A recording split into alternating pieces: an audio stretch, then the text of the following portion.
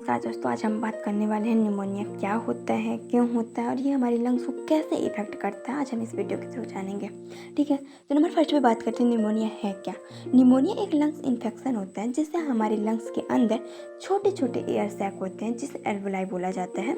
उसी एल्वोलाई के अंदर इन्फ्लामेशन हो जाता है। इन्फ्लामेशन का मतलब क्या होता है कि सूजन आ जाना, जिसके कारण एयर सैक में फ्लूइड या फिर पस भर जाता है और हमारे जो पेशेंट होते हैं उसके सांस लेने में तकलीफ होती है। ठीक है ना। इसके बाद हम बात करते हैं निमोनिया जो होता है लंग्स को कैसे इफेक्ट करता है। तो नॉर्मली हमारे लंग्स की एल्वोलाई में सिर्फ ऑक्सीजन भरी होती है जो हमारी बॉडी को ऑक्सीजन प्रोवाइड करती है। लेकिन निमोनिया में क्या होता है कि एल्वोलाई में क्या होता है, इन्फ्लामेशन होता है। ठीक है ना। अभी मैंने बताया जब इन्फ्लामेशन हो जाता है तो फ्लूइड या फिर पस उसमें भर जाता है जिससे ऑक्सीजन जो होता है प्रॉपरली ब्लड तक नहीं पहुंच पाती है और बॉडी में ऑक्सीजन की कमी होने लगती है जिससे हमारे बॉडी के अंदर एनॉक्सिया की कंडीशन जनरेट होती है। और हमने एनॉक्सिया के बारे में पहले ही पढ़ा था।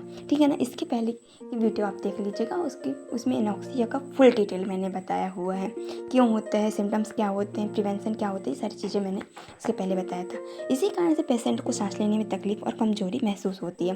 ठीक है ना। इसके बाद बात करें काउजेस की, क्यों होता है, तो निमोनिया के कई कारण हो सकते हैं जैसे बैक्टीरिया। इसका मेन कारण होता है बैक्टीरिया कॉम्पिटिटिव एग्जाम में पूछा जाता है तो इसको नोट कर लीजिएगा। तो इसका कॉमन बैक्टीरिया जो होता है स्ट्रेप्टोकोकस निमोनिया होता है।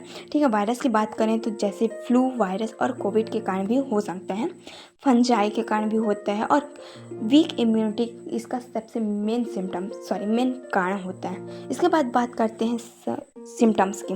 कौन कौन से सिम्टम्स होते हैं, तेज बुखार आना, खांसी आना, कभी कभी बलगम के साथ भी खांसी आती है, सांस लेने में तकलीफ आना, सीने में दर्द, ठंड लगना, कमजोरी और थकान, ये सारे जो सिम्टम्स होते हैं निमोनिया के होते हैं। सीवियर केसेस में क्या होता है कि लिप्स और नेल्स जो होते हैं यानी ओंठ और नाखून नीले पड़ जाते हैं। क्यों पड़ जाते हैं, क्योंकि हमारी बॉडी में जब ऑक्सीजन का लेवल कम हो जाता है तो हमारे बॉडी में लिप्स और नेल्स नीले पड़ जाते हैं। ठीक है। इसके बाद बात करें डायग्नोसिस की, तो डॉक्टर निमोनिया को कंफर्म करने के लिए कुछ टेस्ट परफॉर्म करते हैं जैसे कि चेस्ट एक्सरे हो गया, ब्लड टेस्ट हो गया, स्पूटम टेस्ट हो गया, पल्स ऑक्सीमीटर में क्या होता है कि ऑक्सीजन के लेवल को डिटेक्ट किया जाता है। ठीक है ना।